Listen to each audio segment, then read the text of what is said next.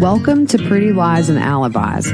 Let's seek the truth and travel the long road to justice together. What you know, Alibiers, happy Wednesday. Hope you're doing good. For those of you who did not see the YouTube short that I did earlier today, so apparently, and sometimes this happens, but it was weird. So some mainstream media Twitter accounts put out there that Lori was deemed competent because, you know, we've kind of been worried about that this week. And also we had that filing yesterday, or it wasn't the filing, it was released on the portal yesterday where the Idaho Department of Health and Welfare said they had, you know, nothing to do with this case right now because as of right now, she's cleared. So I don't know where this started, but some official Twitter accounts had quoted Justin Lum's April tweet from way back in spring saying that essentially this was the result of today's hearing. So I put a video out, a quick one, said this is what happened. It's not what happened. So big thank you to Justin Lum for reaching out and letting me know that he had no idea while they pulled his tweet into this. So we're back to not knowing really what happened and keep an eye on the portal. We'll see what's up. So I just wanted to make sure everybody knew that was something that just gained a lot of traction really quickly, especially with verified accounts, which is odd because normally they only put out stuff that's true. So, all right, we're going to hop into Wagner Day 17. First off, big thank you to Chelsea for the PayPal donation and a huge, huge welcome to all the new Patreon Perks members.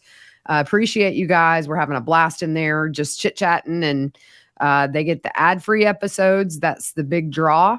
So thank you guys a lot. And music fact of the day, great song from the 80s. Everybody Wants to Rule the World.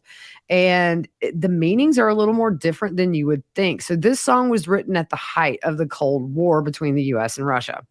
And the cryptic lyrics sometimes refer to the very tense situation of that time. In general, the song is just about a lust for power and control, and also the destructive consequences that manifest as a result of power. One of the original lines of that song was to be, everybody wants to go to war, but the band didn't like it and they scrubbed it. It also contains references to George Orwell's classic book, 1984.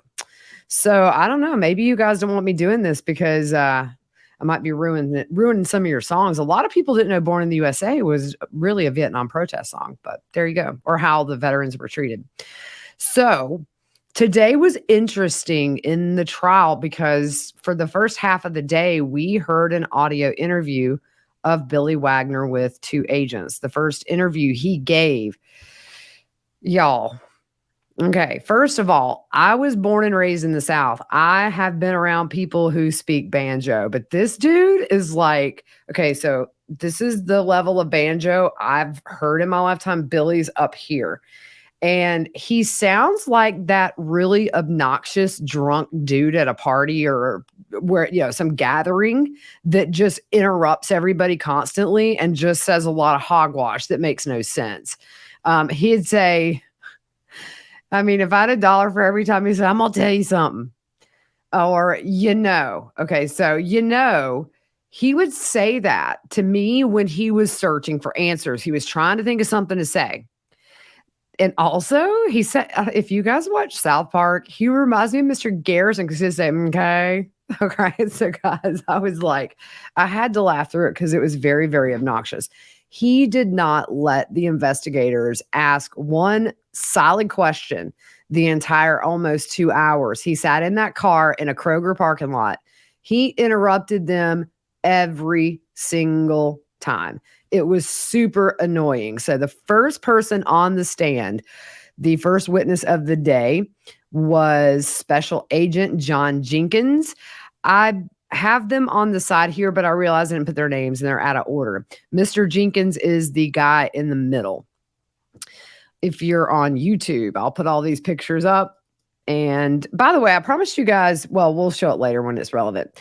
So Jenkins was on the case from day one, and he was assigned to Frankie and Hannah Hazel's crime scene number 2. The initial days and weeks after the murder, they got a lot of tips, followed up with interviews, but he really wanted to talk to Billy. He said one of the major things you do in an investigation when someone has been murdered in such a cowardly manner is you find out all you can about that person. You talk to friends, family, coworkers, anything that leads you to a possible clue about who could have done this. So with Billy, they knew that he was the grandfather of Sophia, and being a family member, they just needed to talk to him. They also started getting tips and leads that there may have been an issue with custody.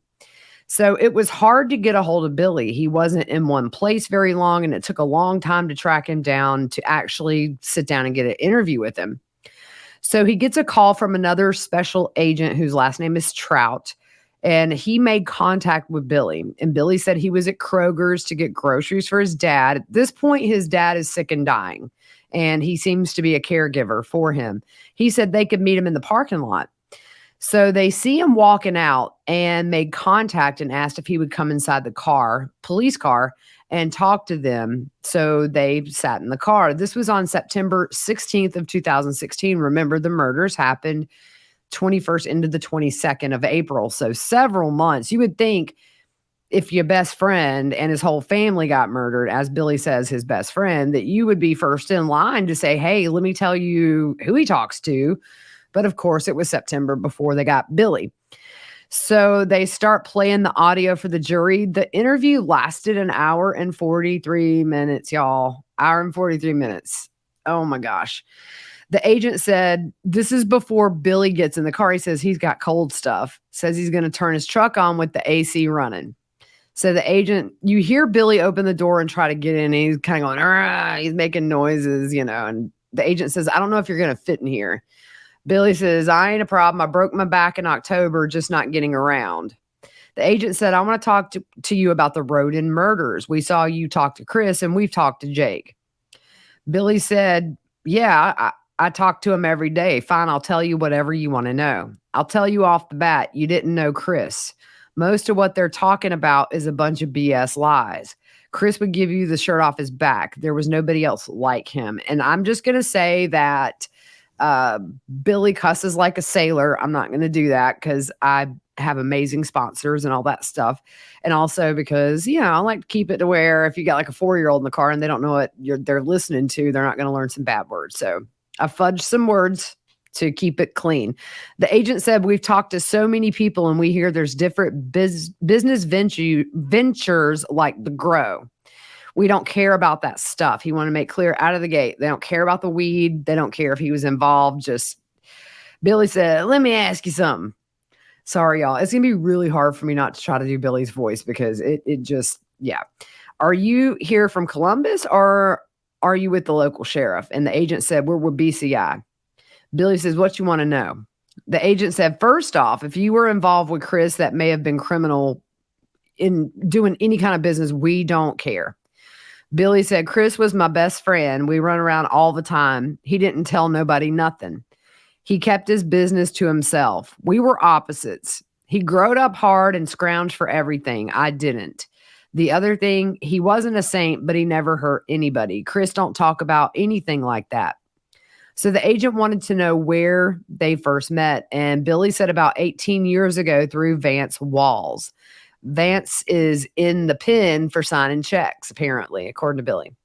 Chris was my only friend. I know everyone. Everyone knows me. You're not going to throw a rock in this county and not hear somebody was doing something. So if you're not going to associate with someone because of what they're doing, you're not going to talk to nobody.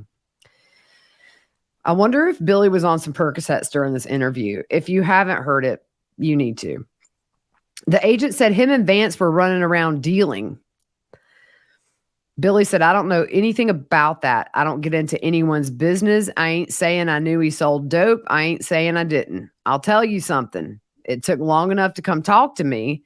The other thing I'm upset and worried about is 6 months. The way things are today, you can go anywhere and tell who's been there and who hasn't been there. So kind of off the bat, he's sort of throwing a little shade that they hadn't solved this, but at the same time, in his warped little mind, he's thinking, thank God you guys haven't solved this. The agent said, we're not going into that. And Billy said, I don't need to know about that. Here's the thing. You hear a bunch of rumors. I can tell you this. You think you know this family. It wasn't none of his family. The agent said, there's people out here who talk. Billy said, most are lying. What do you want to know? The agent said, did he have problems with anyone? Billy said, if someone was picking on him, I wouldn't have been sitting around. You don't understand. He was the only one I met like him. But beginning that week, I took him to lunch. I took him lunch at the lake. Him and Gary were working. And he names somebody named Shannon and says he's a real dope head. So you're going to hear a lot of names we haven't heard or that I haven't heard. And just really just to kind of give you sort of a sneak peek, Billy throws a ton of names out there of people that Chris associated with to just divert the attention. It's clear what he's doing, but he said him and Gary was working.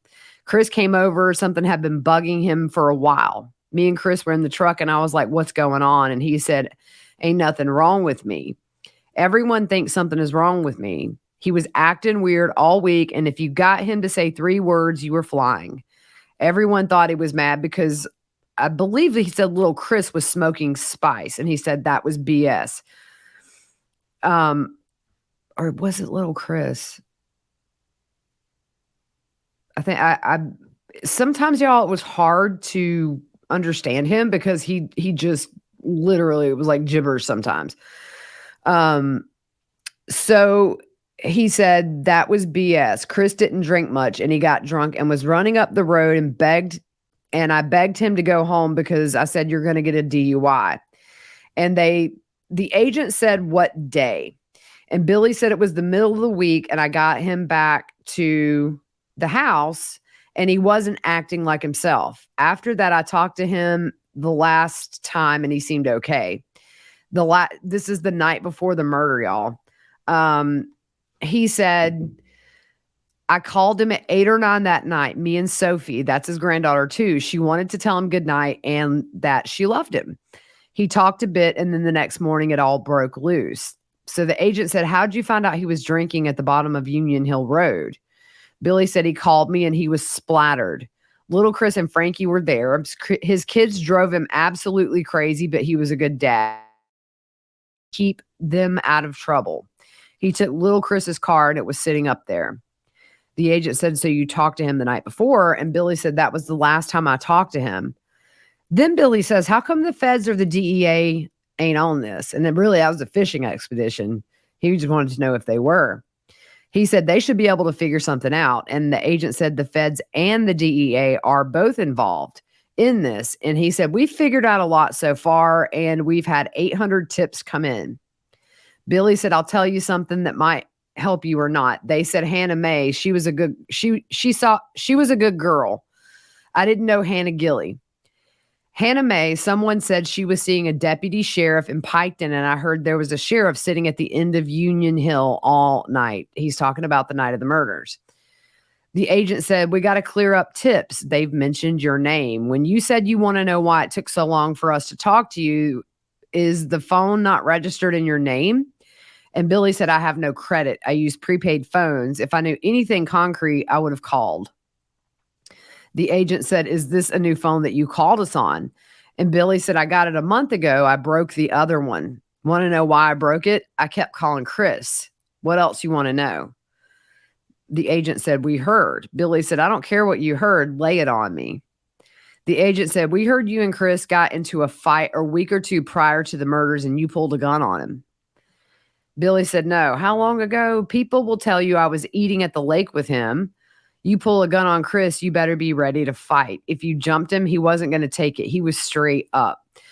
Eventually, I think they went into chambers about this maybe, but the judge ultimately, or they sent the jury out, or I can't remember, but that couldn't be brought up or something or considered about the fight. I think I've got it written down here.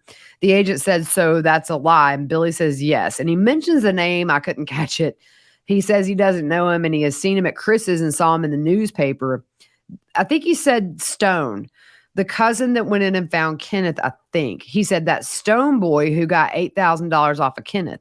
As soon as that happened, he came up with some pretty toys, bought a motorcycle. He said he took $8,000 off his dead cousin. That's a low life. Mr.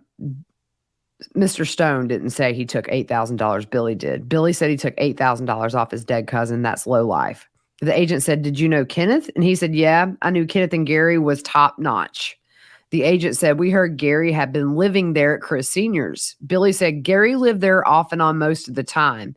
He would stay until he went on a bender and would get strung out, and Chris would make him leave. So then he would straighten up and come back. The agent asked what was his drug of choice, and Billy said whatever he could get his hands on, but he was all right. The agent said, we're trying to find out who's telling the truth and who's lying. Like, you got in a fight. Others told us you and Chris were business partners. Billy said, no, if Chris asked me to do something for him, I would do it. The agent said, you never hauled any weed for him? Now, this is what blew my mind, because this connection to this case is 20 minutes for me. He said, no, I hauled a lot of cars for him. We'd go all over. He said, Greer, South Carolina, which is like 20 minutes from my house. I wish I could find who they dealt with. I'd get him on the show. The agent said, did you go to Tennessee to get a car? Billy said, no, the last one we got was in Greer, South Carolina, a black SUV. It had a crushed in front, and he sold it. And that car still had a new car smell. The agent said, so you go all over the country? And Billy said, yeah, he didn't have a truck and my truck would make it, so we took mine. Here's the thing. I think you boys are going in the wrong direction, but it seems weird to me that something ain't right. You got people, and he kept saying, was supposed to have some weed coming in. I don't know who he bought it off of. He was supposed to start, from what I heard, he was going to start selling to the ones he was buying off of. The agent said, but can you take us to them? And Billy said, no. I know a couple out in Greenfield and the rest all around Latham, Ross County. That's where he got his cheap stuff at. The agent said, be honest with us. We need this information. We need information to solve these murders. And Billy said, I'll tell you everything I can tell you. So the agent said, could you point them out to us if you took a drive with us one day, or a way to find them? And Billy said, I can get you pretty close. I'll write this down. You hear the pin click. He says, you ain't going to tell nobody this in this town. I'm telling you, I'd die. I got 2 grandkids, 2 sons, a wife, a mom, and a dad who's dying. I got my own problems. This is the most crooked county in the state of Ohio. The agent said, you're not the first to tell us they don't trust people. Billy said, I trust people in the boonies. You can lie to me. I can't lie to you. The agent said, we're not going to lie to you. Billy said, I don't know his name. There's something else. Last time I was in that county 2 years ago, I worked with a guy who shot someone over there that was breaking in his house. Chris told me about that. I met you. And he must look at one of the agents. He said, I met you somewhere. You sure you don't work for the sheriff's office? And the agent's like, no, we work for the attorney general. What was he into besides weed? Billy said, I don't know. I didn't bother asking. So the agent said, did you go to Cincinnati with him? Billy said, when he went to Worms Way. And the agent said, did you meet any of his friends in Cincinnati? Billy said, I guess I can tell you that one. He has some kind of dope in his head. He goes off on a story about Billy's kids. So he's avoiding this question of, did you go to Cincinnati? Or did you meet any of his friends in Cincinnati? He said he had some kind of dope and his head in a brush pile behind his house. He said, the kids nickel and dime me to death, and he told them, I can't even get you to cut my grass. The kids came by and said, hey, Dad, we cleaned up your yard and burned a brush fire. And like Billy was laughing. I don't get it, but the agent said, when was that? And Billy said, a month or 2 before. I do have this, and I don't know the name or who he is, but you can figure out from his phone calls. There's a guy in Cincinnati he dealt with, and he owed on that. And the agent said, did he ever come to Union Hill? And Billy said, I don't know. I've never seen him. All I know about that is what I heard from Chris. Now, Billy does say some racial words that I'm not even going to bring into context here. 2 or 3 times referring to one person. So the agent said he owed that guy, and Billy said, I can make stuff up, but I don't know. I told him not to mess around with that stuff. It's hard. I ain't something bad about him. If Chris should come up out of his grave and tell you who did it, if Chris could come up out of his grave and tell you who did it, he would not. I don't care what you did to him. He wasn't like that, and I ain't either. And then it sounded like he said Chris fooled around with coke. other than the weed, but it maybe like in a selling sense. It said Chris wasn't like dopers, they're bottom feeders. Every one of them. They're on that and they would kill their grandma for $5. And I told him not to mess around with that. Chris had a bunch of that burned up and he was sick about it. He didn't tell how much. So apparently there was a fire and Chris lost some of his product. The agent asked if there was anyone else that Chris dealt with. And Billy said, if you go by your phone records, you can find out. There's a guy named Fat Boy, but I don't know his real name, but I know they call him that. The agent said, the bad weed, how did he deal with it? Billy said, I guess he had a good bit on its way and it was a pretty good chunk, a couple of 1,000 pounds. He says he was going to put other people out of business. And I said, you're out of your mind. So the agent said, how often did you go there? I guess talking about going to Chris's, and Billy said, no, wait. It says the agent says, how often did you go there? Billy said, I guess he went once a week or so. This goes against my grain telling you anything. I hate that SOB Vance. I hate dope heads. Some guy with the first name Russell. Agent asked, did he lend you money? He said, nah, my mom and dad has a big fat trust fund for me. I take care of my dad. He can't get up and down. If he wants chocolate cake at 4 a.m., I go get it. He was tough. He could work circles around me. Every bone has been broken, but he was a hard worker. With the weed coming in, it was going to be a lot of money. He said 30 to 35,000, and people knew Chris was good for it. Excuse me. So the agent says, do you think Kenneth was in with Chris in the weed business? And Billy said, Kenneth, Gary, and Chris all kind of stuck together. I talked to Brady, and that's something else real weird. He said, okay. You can see Brett Hatfield's house from Kenneth's window, and then Brady ain't a mile up the road. Brady never knew anything about anything. I've talked to Brady 3 times and Tony, who works at the lake, 8 times, and more now that this has happened. I don't think they know anything. And then they talk about somebody named Robin, not his sister. It says, could Robin have been business partners? And Billy says, Robin is a genius, came from nothing. He didn't have anything. He didn't have to do anything like that. They grew up together. So the agent says, anything else you can think of? And Billy says, I'm going to tell you something again. I ain't family. It ain't family. A bunch of hillbillies didn't do that. This is some real SEAL Team 6 BS. And I was a little taken aback by that when he said this is like SEAL Team 6 stuff.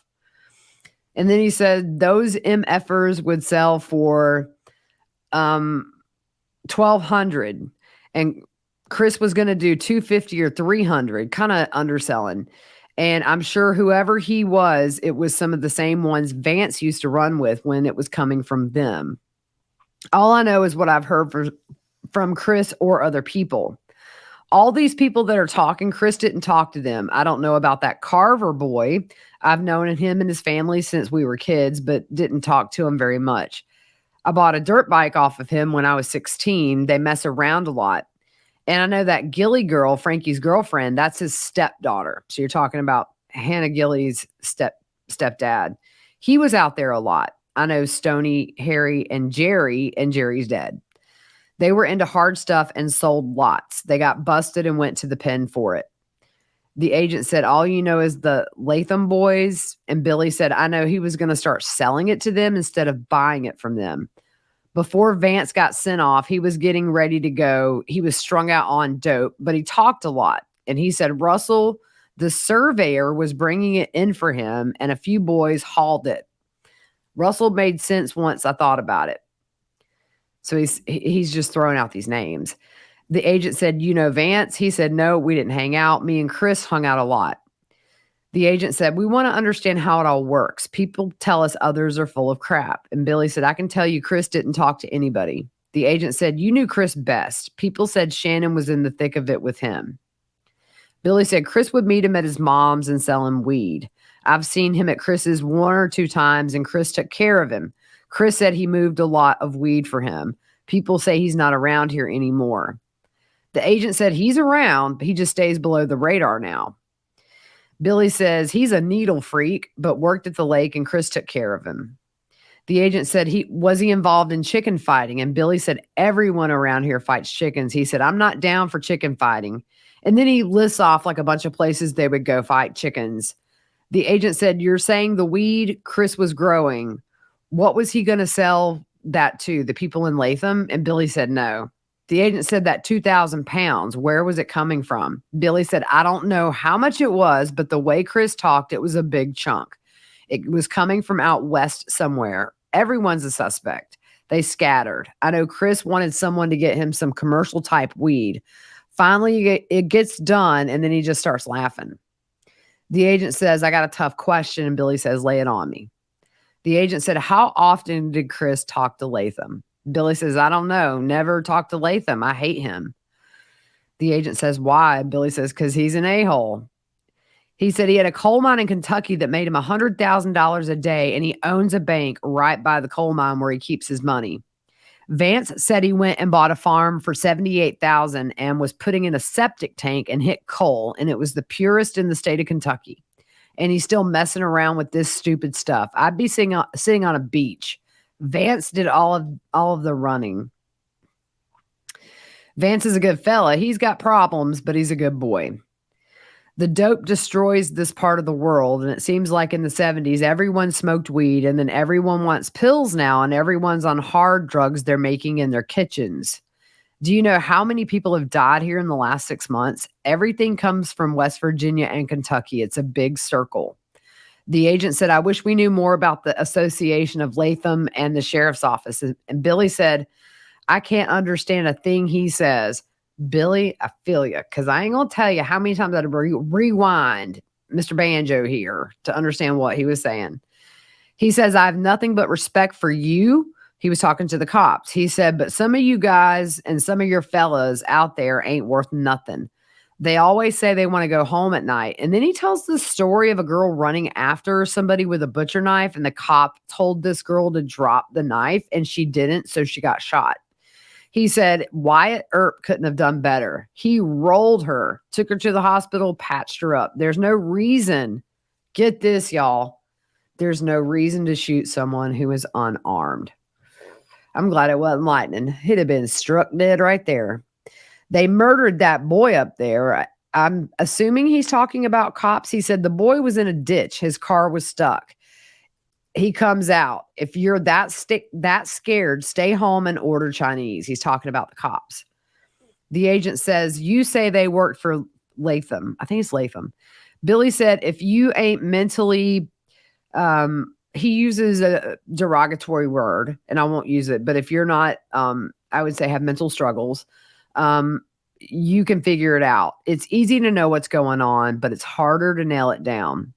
He said Hannah Mae was a brat, and he starts laughing, and he said she was my brat. Jake's running around acting like she's still coming home. He's burnt. Don't know what to do. And Sophie, the only reason I'm saying something, Chris would be ashamed of me. You're looking in the wrong direction. So essentially there he's saying that the only reason he's talking to them is for Sophie's sake. Were you there the first day? What time did you get here? And the agent said 10 or 10:30. And Billy starts laughing, and he said, that's better. Everybody said noon. 2 or 3 people said there were deputies sitting out there all night. And then Hannah was dating one of them. Her and Jake have been dating since she was 13. I figured she'd come back, but Jake, he's just walked around for days. Frankie and Chris weren't anything like what people are saying. They were a little rowdy. They were normal teenagers. They were good boys. Never caused a problem. And then he says, well, once in a while. And then he started laughing real hard. The agent says, what do you know about the pill mill Chris was involved in? And I have a listener, by the way, and I wish I'd have pulled her name up. She emailed me some things. She is she's kind of local to the area. And a pill mill actually, I think, is like where fake prescriptions are written. I thought it was maybe a place where they made fake pills. I don't know. I'm not in the drug business. But so a pill mill is where like fake prescriptions come out of. So Billy laughs really hard when he's asked about these pill mills. And he said, Chris lost a lot of money. And he lists several places that he had them. And he had a half partner. One was in Columbus. Tracy something. Him and his lawyer were opening a pharmacy in Piketon, and Chris was in on the one in Columbus with him. The one in Pebbles and Bluegrass Parkway, Sumtown, that cornbread mafia dude. Cornbread mafia. That man, I swear to God, y'all, I want to get a shirt that says cornbread mafia. We're going to get one for Thanksgiving. That's going to be our Thanksgiving pretty light shirt, the cornbread mafia. Oh my gosh, y'all. Oh man, I done lost my place. Y'all know me. I get so distracted. He's the cornbread mafia dude. He's the big weed guy down there near the Bluegrass Parkway. So Billy's phone rings and they laugh and say it's a telemarketer. And the agent says, we aren't going to go tell. And Billy interrupts. You ain't going to go do something. Ain't nothing going on to get done. Okay. The agent said, we're going to catch the killer, and the FBI and DEA is working with us. We're going to solve it, but we need people like you to help us out. If you know of anyone who is friends with Chris who could tell us anything, can we talk again? If I come up with something, can I call you? Us meet someplace? And Billy said, if I think of anything, I'll call you. The agent said, we ask you don't talk. And Billy interrupts. Billy said, I don't talk to nobody. I'm going to tell you something.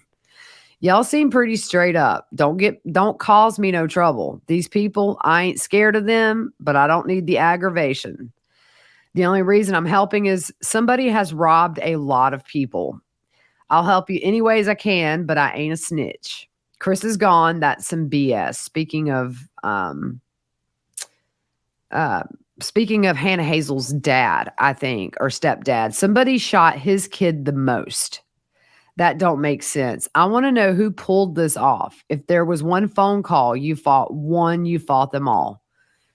Talking about the Wagners. In other words, if one phone call was made to another Wagner while this was going on, it wouldn't have went on for long.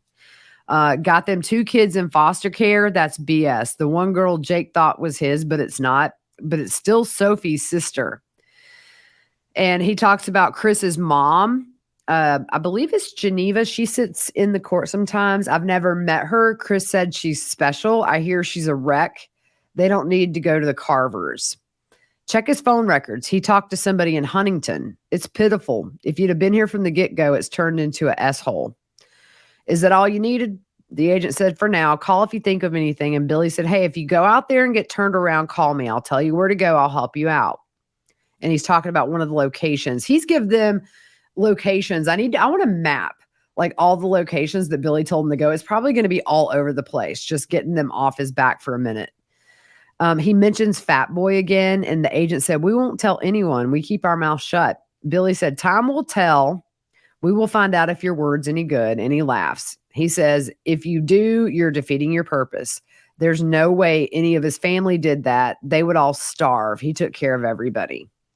The agent said him and Dana get along well, and Billy said he was her cash cow.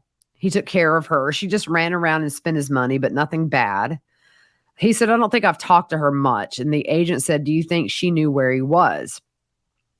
Billy said, I don't think he told her, but I think she knew. The agent said Chris made the comment that the storm is coming and he was depressed. And Billy said, he never said nothing like that to me. So the agent said, what do you think that would mean? And Billy said, I don't know. He was drinking and worried. Something was bugging him. Someone said boys came to his house and got into it, but Chris didn't mention that to me. Have you talked to Vance? The agent said, no, not yet. Do you think he'll talk to me? And Billy says, I don't know. So Billy leaves. That's over. I kind of condensed it because it's just rambling. I mean, and it's a lot of names he throws out, a lot of locations. Clearly, it's just sort of deflect, any way you can. So next on the stand was Julia Abislage. She has been on before with the phone records, and they got Facebook accounts. She was the one that got the Facebook accounts of all the victims. There were tens of thousands of pages to review. Chris Sr. was the only one out of the 8 that did not have a Facebook account. So with that, they get messages, they get IP addresses, they get emails, phone numbers, that kind of thing.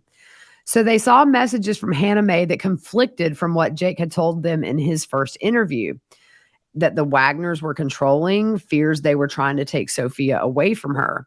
And there were many conversations between Hannah Mae and Tabitha.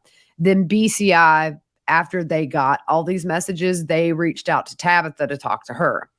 So in one of the messages, Facebook Messenger, if you remember, they're kind of in a remote area. Facebook Messenger can connect to Wi-Fi, and a lot of people use this to communicate because you can't get cell signal. So this was December 20th of 2014. This is, a year and a half before the murders. Summer wanted to know when they could hang out, which is one of Hannah's friends. And Hannah said, I don't know. Her friend says, hopefully soon. And Hannah Mae says, yeah, I'm never at my mom's or dad's. I practically live with Jake. So March the 9th, 2015, Hannah Mae and someone named Zach are messaging back and forth. And Hannah Mae said, my daughter's father, you know him. Well, you met him at the reunion. I've been with him for almost 5 years, and it's to the point I cannot stand him and stuff. So we aren't together and such, but he wants to try and take Sophia away from me. He has her right now because they're going to the Newport Aquarium in the morning. But I've been pretty depressed lately, wanting to do some stupid stuff, but I have Sophia, and she's the one thing that stops me from doing anything like that. That made me so sad because you have this very young mother. She's just come out of an just unimaginable controlling situation. And the thing is, yesterday we talked about this, but the defense attorney really tried to kind of victim blame and turn it around and make the controlling nature Tabitha's fault because she cheated, right? But it seems like if you look at the messages between the girls, there's no reason to lie about it. It's very free. Then you have the Alaska wife who testified the same thing, or has said the same thing in the past. That, I mean, they tracked her phone, everything. So her friend Zach says, yeah, he's a jerk. I can't stand him. I'm sure so no, this is Hannah Mae again. Yeah, he's a jerk. I can't stand him. I'm sure when you see Frankie, he will tell you everything. Probably, but nobody up here likes him. But yeah, Sophia wasn't cutting teeth that young. Some babies do sooner than others. Apparently, the Zach guy must have a baby or something. Zach said, I mean, if he's bothering you and abusing you or something, that can be taken care of. But that's the reason he shouldn't act like that when y'all have a kid together. He should be trying everything to keep you happy and to be a good father. Hannah Mae said he's extremely controlling, doesn't want me to even come up here and see mom and dad or my brothers. I haven't seen Grandma Roden in forever because of him. Zach says, F that, I'll smack him in the head, put him in my toolbox, and bring him to Kentucky. And that right there is BS. Hannah Mae said, yeah, there's a lot of people who want to do stuff to him. Frankie most of all, LOL. But yeah, he's a goob. She says another word. I didn't listen to dad. He told me exactly how he was to start with. So then we jump to June 17th, 2015. This is between Hannah Mae and Tess. And Tess, as we know, is Tabitha's mother. Tabitha's George's ex-wife. Hannah Mae says, okay, thank you once again. I apologize for how I was when I was with my ex. I believed everything they did and did as they said. Tess said, yeah, the whole family is like that. Hannah Mae said, yeah, I realized that eventually. Tess said, eventually everyone does, but don't let them BS you. Hannah Mae said, they want me to sign Sophie over. It's not happening. Tess said, don't do like Tabby did. I tried to get her to listen to me and she wouldn't. And Hannah Mae said, I'm not. Sophie's my entire world. December 9th, 2015, again, they're having a conversation. Hannah Mae says, I know how they are. I was in their family for 5 years. I know how it is to have children with one of them. I won't sign papers. My house is beyond clean. They can't prove me unfit. Therefore, I won't lose Sophia. In fact, I just got a new house that's bigger, more rooms and everything. And Tess said, that's good. I've dealt with them for years. Angela never liked me because Freddie, who I'm thinking is Frederica, told everyone I was her daughter, which made Angela jealous. But I don't care about any of them except for Bob, Freddie, and Robin. And I'm thinking Bob is Billy's dad. I'm talking to you, girl. Don't believe anything that family says. Take your baby back and tell them to go F themselves. Sorry for what I perceive as blowing up, but Tabby has been on me about crap all week. I'm getting pretty edgy. I'm glad to see you're doing so good. I truly am. Here it is. Hannah Mae says, I won't sign papers ever. It won't happen. They'll have to kill me first. Bless her heart. Tess says, good. Make sure you don't ever sign anything. So she also looked at the phone records, the witness looked at the phone records of Billy and Chris Sr. and was asked to see if any phone belonging to Billy tried to call Chris Sr. after April 22nd of 2016 or 21st. They pull up Chris Sr.'s phone records. We saw those in the very beginning of the trial when she was first on. So let's see. The last voice call to Billy was at 10:52 p.m. for 3 seconds. There was an outgoing call at 10:55 p.m. for 5 seconds. Both of those, they believe, went to voicemail. There were no other calls from Billy. They had one phone from Billy at the time of the homicides, or they knew he had one phone. They checked to see if he called after Billy's interview where he said he missed his friend and kept trying to call. And of course, they found nothing. And he told investigators he was so frustrated his best friend had been murdered that he smashed his phone.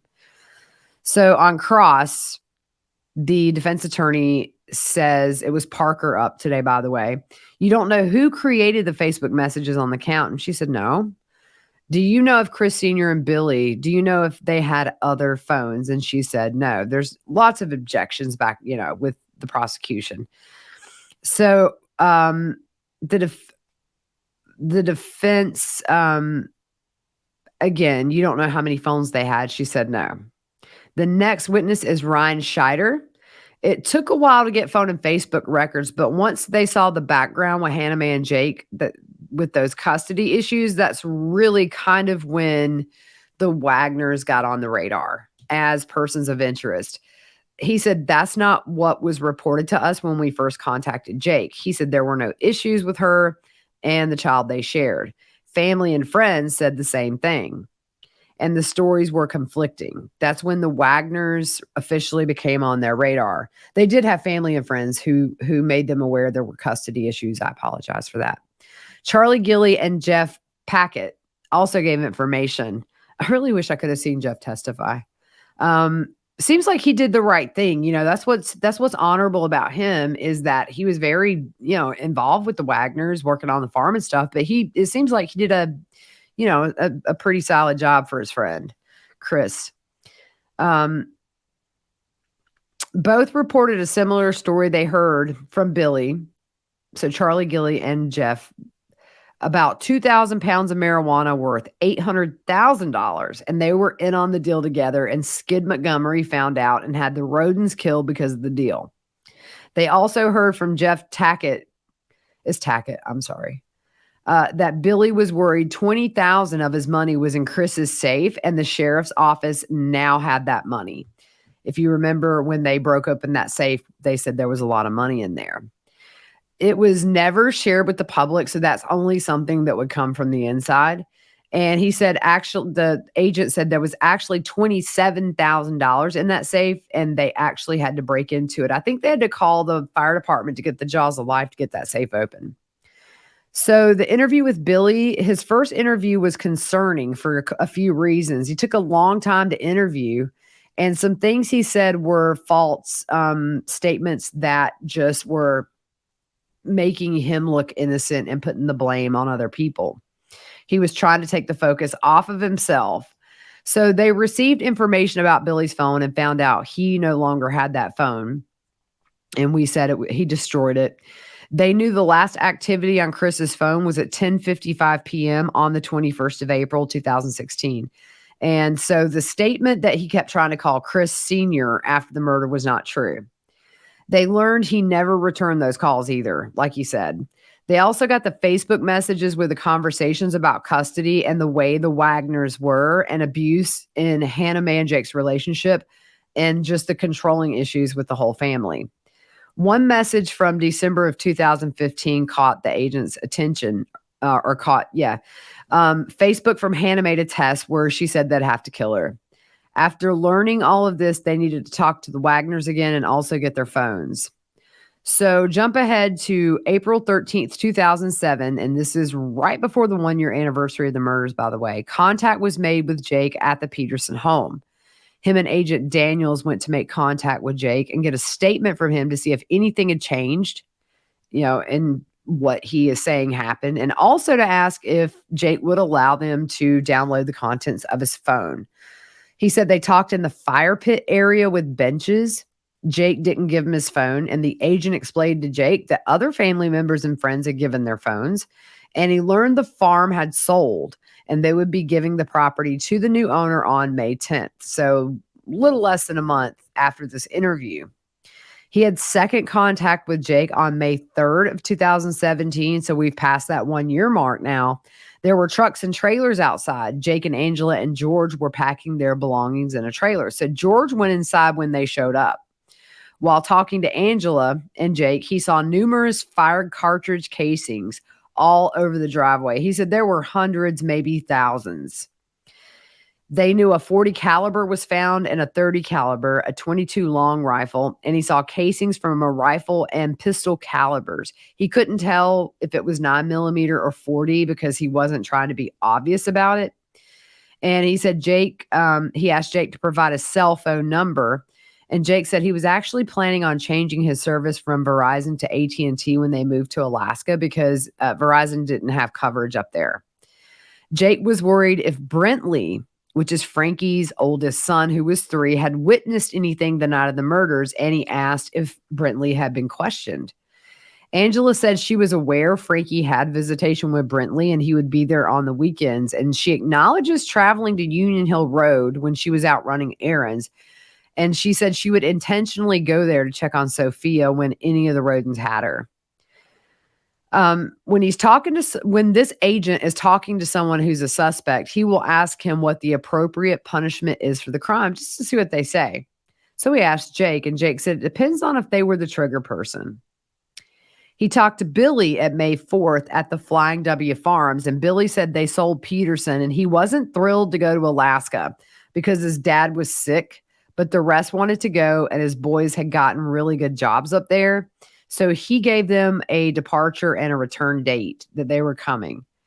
And by the way, the Alaska trip, I told you guys I would put that up. This is a picture of after the murders, after the Wagners had moved to Alaska. I just felt the need to blur out the kids' faces. But, if you look at this picture, it's so odd because we know what they've done. But they look like they're on vacation and just having a great time and didn't murder 8 people in one night. It just blows my mind, y'all. So Billy said he had 2 phones and gave them the numbers for those phones. And there was concern if they changed carriers, they would lose data. So they applied for search warrants for the phones. They didn't get George and Angela's, mainly because Jake and Billy were the 2 people that were closest to the rodents. There was an expedited review of the records since they were moving, and they saw interesting texts from George on Billy's phone. So going back to when the agents were there on May the 3rd, talking to Jake and at the fire pit area, if you remember, they talk about George went back inside. Jake and Angela stayed out. George excused himself. So May 3rd, 2017, 12:33 p.m., George texts his dad, Billy, "Don't come down till I text you, got company." Same date, same time, they're in the driveway. Same message was sent to Billy, had a Samsung phone and an iPhone. Same message was sent to Billy on the iPhone twice. Billy responds less than a minute later, okay. For Jake's phone, under the notes section was a list of guns owned by the Wagner family, and it was listed by names and who owned it. So that was created February 11th of 2015. I'm not even going to call these out, but there's a ton. Even Sophie, the 3-year-old, had a gun. So a lot of guns. I wouldn't even know how to pronounce, y'all. All I know is I got a snub-nosed revolver. I know how to say that. So that was under the note section of Jake's phone. And they gave the phones back once they extracted all the data. You're going to hear me flip-flop. Because they didn't want the Wagners to get new numbers. So on May the 8th, in the driveway of the Flying W Farms, they brought Billy back his phones. And Billy expressed his concerns about moving with his dad sick. He said he was leaving that night, which would have been May 8th or 9th, and would be back the next week. He said Billy told the agent that Jake and George were mama's boys, And he said, ultimately, the key to a happy marriage is a happy wife. It's the only thing I can agree with Billy Wagner on. He shared that the boys were homeschooled and nobody had ever taken care of them other than her. And he also said Angela was the world's best mother, like mommy dearest. No wire hangers, y'all. He said he wanted them to stay close to take care of his dad and would rather find a farm in Jackson instead of moving to Alaska. It's 4,000 miles away. They lost cell service, the agents lost cell service, leaving Flying W Farms. As soon as they got to service, Jake called and said he heard they were at the farm and that they had given Billy his phone back and he wanted to know about his. He talked about Alaska and said he had a job interview, but wasn't hired anywhere. So you got that little discrepancy where Billy's telling the agents both boys have good paying jobs. He said they were leaving that night or the next day, but would return the 22nd, which is a week longer than what Billy had told them. So they got a search warrant for the Peterson Road residence, and they got it for the day the new owner took possession, mainly because they wanted none of this new people's stuff in there. They wanted the house as it was, as the Wagners left it when they went to Alaska. So they recovered shell casings that were sent to BCI London to examine. They returned to Peterson on May 12th to do an extensive search warrant. They got a second search warrant at a farm. And while executing the search warrant on the first one, May 10th, a neighbor came up and said the Wagners had stored trailers on State Route 41. And so investigators went and found the trucks and trailers. So back to May 10th, we talked about they wanted to search before the new owners. They found an unfired 22 long rifle cartridge on the shelf as you walked in the door. Well, okay, so here's the house. Here's Peterson Road. And then they found so when you walk in, it's kind of like a mud room where you can put your coats and stuff up on the top there. I did not include that picture, my bad. So they found this, and it was the same brand and type of bullet that was used at crime scene 2 and 3, which was Frankie, Hannah Hazel, Dana, Hannah Mae, Little Chris. It was a Remington brand, which was the same as well. In the kitchen cabinet, there was 22 long rifle cartridges unfired, and that's these here. That's the same as the crime scenes as well. So on May 12th, they did a more extensive search. We haven't gotten to that yet. I think maybe the agent that actually did that search will come testify. It seems like maybe this week, next week is going to be a lot of search warrant, wiretaps. I'm just crossing my fingers that at least Jake opts in to be recorded. If not, man, I'm flying to Ohio. I'm telling you, if I find out when he's testifying, I'm getting on a plane. I want to be there. So May 12th, there was a more extensive search, but on cross, the defense attorney Parker points out that on the cartridge on the cabinet, which is this here, is it a wax or a brass finish? And is this the same that was found at the crime scene? Some of the ones at the crime scene had brass. And the agent acknowledged that no, this was not like the ones they found at the crime scene.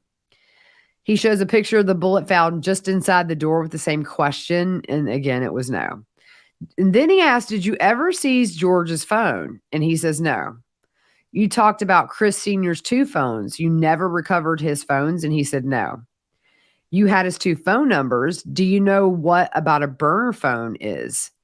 And the agent said, it's a phone someone purchases to conduct business you don't want other people to know about. They're common in the drug business. Is that true? And the agent said it could be, but it also could be he was insinuating like maybe a cheating spouse or whatever, or some kind of criminal activity. Then on defense, Parker asked, what was the first date you talked to Jake on Peterson? And he said it was right around the 1-year anniversary of the homicide. The defense says at that point in time, the Wagners were people of interest and everyone knew that, right? And the agent said, define everyone. And the defense said there was gossip in the community. And the defense says, you talked to Billy 6 months after the murders and attempts were made before that. So Billy knew law enforcement wanted to talk to him. He said he didn't like talking to law enforcement, and the agent said yes, except during our interview. So on redirect, they tried to do the first search warrant with a small team not to attract attention. The media did not learn of that first one, but they found out about the bigger one on May 12th. Once the Wagners moved to Alaska, it was made public that the Wagners were persons of interest in the case, and they asked anyone who had dealt with the Wagners if they knew anything about vehicles or firearms. And he said a couple of other things. He did not name them. He asked them to come forward. So on recross, BCI knew the Wagners were going to Alaska. They told you, Billy and Jake. No surprise they went, right? The agent said, that's correct.